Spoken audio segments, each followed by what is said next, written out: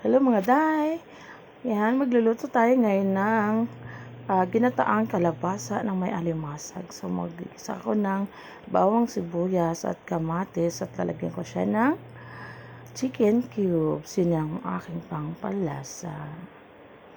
Yan. So, lalagyan natin siya ngayon ng kalabasa at sitaw. Lalagyan ko ng gata. Sariwa ang aking gata ngayon. So, takpan muna natin. Kaya natin maluto ng konti.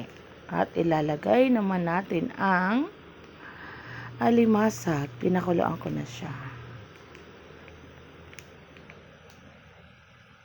Ayan. So, medyo malalaki yung alimasag na yun.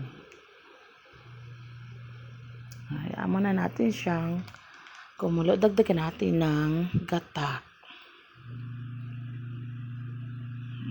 So, aji at asin. Yan natin siyang kumulo. Takpan muna natin. Ayan. Luto na siya. Saglit lang ang buhay na. Kasi pinakuloan ko na naman yung alimasag. Ayan. So, ayusin lang natin para maganda sa picture. Tara, kain na tayo. Tikman natin. Sarap.